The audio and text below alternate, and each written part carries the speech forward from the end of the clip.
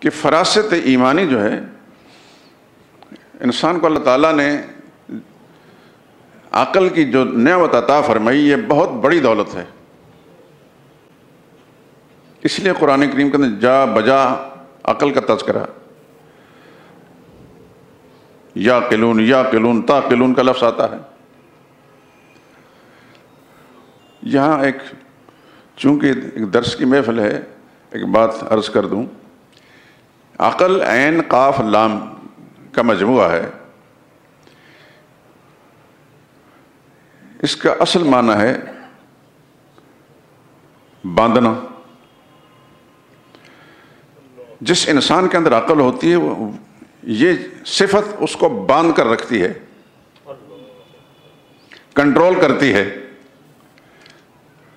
پھول پھول نہیں بکتا کیونکہ عقل مند آدمی ہے۔ ہر جگہ نہیں جھانکتا کہ عقل مند آدمی ہے۔ گالی نہیں بکتا کہ عقل مند آدمی ہے۔ ہر ایک کے ساتھ نہیں لڑتا کہ عقل مند آدمی ہے۔ آپ جانتے ہیں کہ اگر کسی کی عقل ماری گئی ہو خدا نخواستہ، تو کتنا ہی خوبصورت جوان کیوں نہ ہو، اس کو پاکی پلیدی کی تمیز نہیں ہوتی۔ وہ ہر ایک کو گالیاں بکتا رہتا ہے، ہر ایک کے ساتھ لڑتا ہے،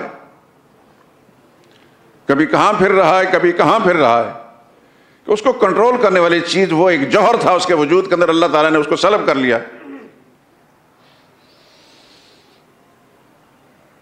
تو ہمارے پاس ایمان کی نعمت کے ساتھ ساتھ جو عقل کی نعمت ہے، یہ اللہ کا بڑا احسان ہے۔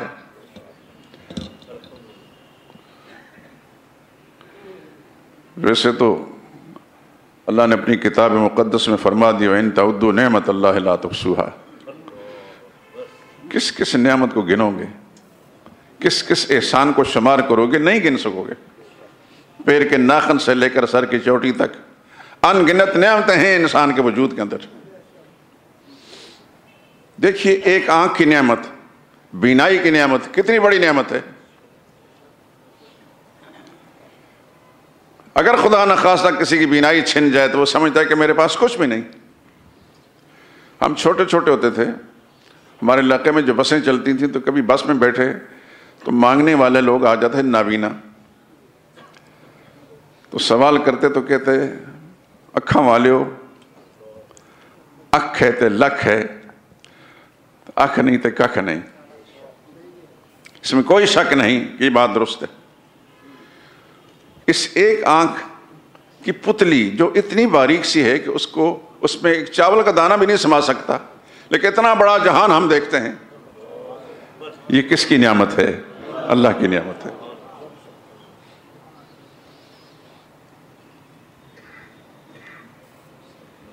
ان گنت نعمتیں جو گن نہیں سکتے ہیں۔ اس لیے اللہ نے اعلان فرمایا ان تعدوا نعمت اللہ، گننا چاہو خدا کی نعمتوں کا لا تحصوها، نہیں گن سکو گے۔ خود وفی انفسکم افلا تبصرون، خود تمہارے وجود کے اندر خدا کی نعمتیں دیکھتے نہیں۔ ایک ناخن اتر جائے نا انگلی سے، اللہ نے انگلی بنائی ہے تو اس کا حسن کے لیے ایک کنارے پر ناخن بنا دیا، لیکن اگر ناخن اتر جاتا ہے کسی بھی وجہ سے، کسی حادثے سے، کسی بیماری سے، تو وہ انگلی دوسری انگلی کے مقابلے میں بھدی لگتی ہے۔ ایسا ہے کہ نہیں؟ ہمیں بعض انعامات جو ہمارے وجود کے اندر ان کے ہونے کا احساس نہیں ہوتا، قدر نہیں ہوتی، جب وہ چھن جاتی ہیں تو پھر پتہ چلتا ہے۔ تو خیر بات کر رہا کہ عقل کی جو نعمت ہے، عرب لوگ جو ہیں ان کا جو سر پہ کوڑا سا باندھا ہوتا ہے نا رومال کو روکنے کے لیے، اس کو اقال کہتے ہیں۔ وہ رومال لٹکاتے ہیں، اس کو روکنے کے لیے انہوں نے ایک خصوصاً سعودیوں نے ایک خاص قسم کا کوڑا رسی جو ہے سر پر رکھی ہوتی ہے۔ ایک عام آدمی سے لے کر حکمران تک اس کا نام ہے اقال، یعنی اس نے اس رومال کو روک رکھا ہے۔ تو عقل کو عقل اسی لیے کہتے ہیں کہ یہ انسان کو کنٹرول کرتی۔ تو یہ نعمت پروردگار عالم نے جس انسان کو عطا فرمائی ہے، اس کا کوئی اندازہ نہیں کیا جا سکتا کتنا بڑا احسان ہے پروردگار عالم کا۔ اللہ نے ہمیں جان دی، وجود دیا، صحت دی، ایمان کی دولت سے مالا مال کیا، عقل کی دولت سے مال مال کیا، پھر ان گنت انعامات ہمارے وجود سے خارج میں، کاروبار دیا، مال دیا، پیسہ دیا، کسی کا 10 نگر محتاج نہیں بنایا، اولاد کی نعمت سے نوازا، کس نعمت کا تذکرہ کریں گے؟ ہم تو اللہ کے احسانات میں ڈوبے ہوئے ہیں۔ یہ الگ بات ہے کہ ہم اللہ کی نعمتوں کی قدر نہیں کرتے، شکر نہیں کرتے۔ ان تشکروا یرضہ لکم، اللہ نے فرمایا اللہ کی نعمتوں کے شکر گزار بنو گے تو اللہ تم سے راضی رہے گا۔ ولا یرضیٰ لعبادہ الکفر، لیکن اپنے بندوں کی ناشکری کو برداشت نہیں کرتا وہ۔ دیکھیے جس خاندان کا میں تذکرہ کر رہا ہوں وہ ہاشمی تھے سارے، جس کو آپ اپنی زبان میں سید کہلاتے ہیں۔ اگرچہ سید کوئی قوم نہیں ہے، یہ تو ایک احترامی لفظ ہے، لیکن بہرحال ایک امتیاز تو ضرور ہے۔ سید اگر حقیقی سید ہوتا ہے ہم اس کا احترام کرتے ہیں، اس کی کہیں نہ کہیں نسبت محمد رسول اللہ صلی اللہ علیہ وسلم کے ساتھ ہے۔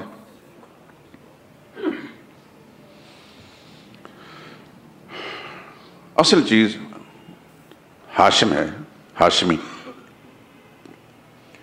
بشرطے کہ صحیح النسب ہو، یہ نہیں کہ ہندو سے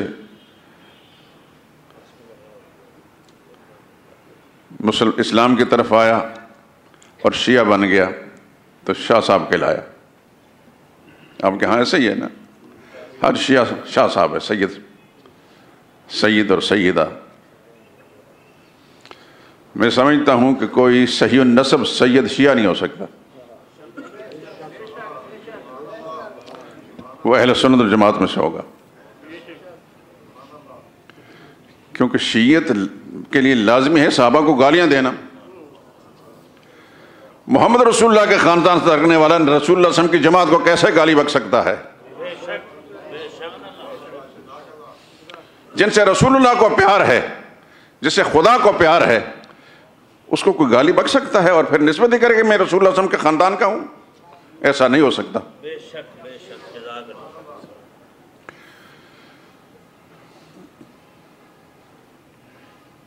تو ایک آدمی حضور صلی اللہ علیہ وسلم کے خاندان کا ایسا رہا کہ اس نے سب سے پہلے حضور صلی اللہ علیہ وسلم پتھر مارا، جان گئے ہوں گے آپ۔ پھر اللہ کی نظروں سے ایسا گرا،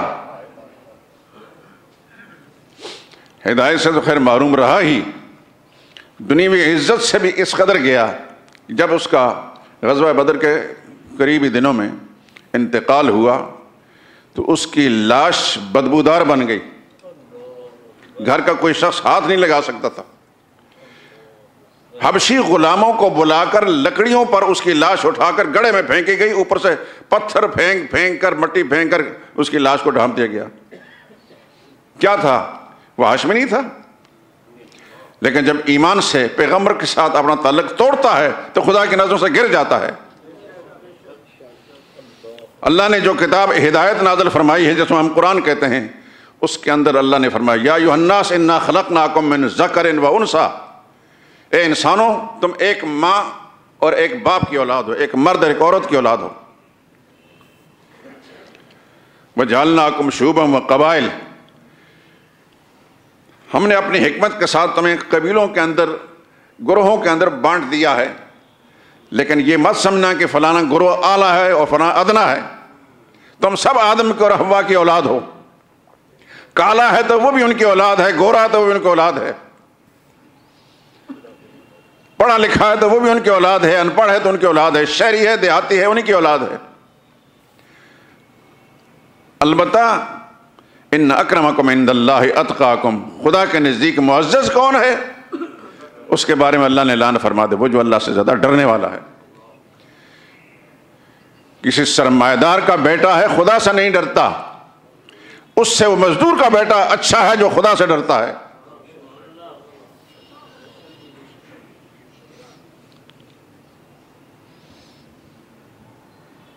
ان دنیاوی وجاہتوں کی اور دنیاوی خود ساختہ عزتوں کی خدا کے نزدیک کوئی قیمت نہیں۔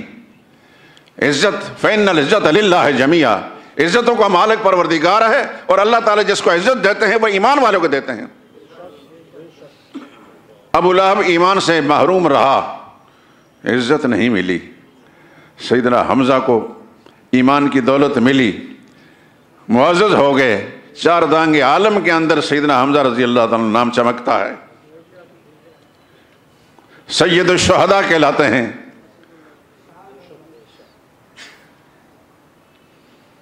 اسد اللہ، اللہ کا شیر کہلاتے ہیں۔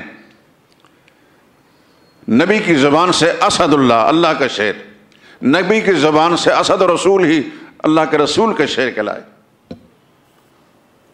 وہ بھی کفر سے نکل کر آئے تھے، لیکن نبی کے دامن سے جب وابستہ ہو گئے، اللہ کی کتاب کے ساتھ وابستہ ہو گئے، تو کیا سے کیا بن گئے۔ 1500 سال گزر چکا ہے، روح زمین پر کیا کوئی مسلمان بسنے والا ہے حضرت حمزہ کے ساتھ عقیدت ایمان رکھتا ہوگا؟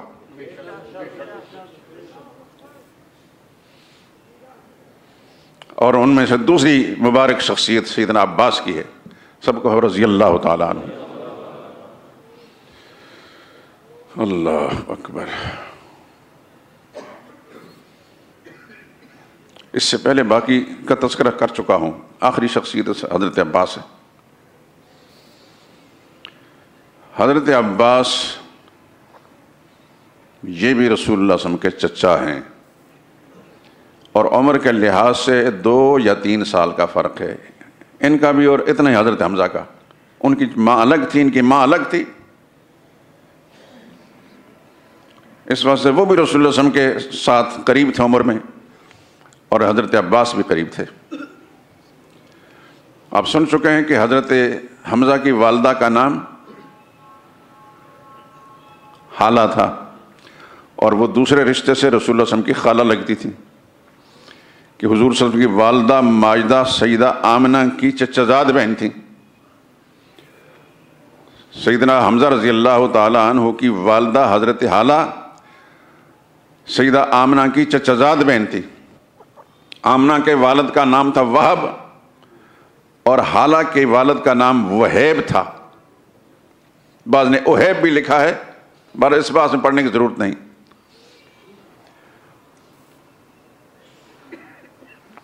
اور انہی کے بھائی تھے حضرت سعد بن ابی وقاص رضی اللہ تعالیٰ عنہ، حضور صلی اللہ علیہ وسلم کے ماموں تھے، ماموں کہلاتے تھے رشتے کے لحاظ سے۔ اور ایک موقع پر رسول اللہ صلی اللہ علیہ وسلم مشرکین پر حضرت سعد بن ابی وقاص تیر پھینک رہے تھے، تو رسول اللہ صلی اللہ علیہ وسلم کو تیر دے رہے تھے، فرمایا ارم فدا کا ابی و امی۔ سبحان اللہ، کیا خوش نصیب انسان ہے حضرت سعد بن ارم فدا کا ابی و امی، دشمن پر تیر پھینکو، تجھ پر میری ماں بھی قربان، میرا باپ بھی قربان۔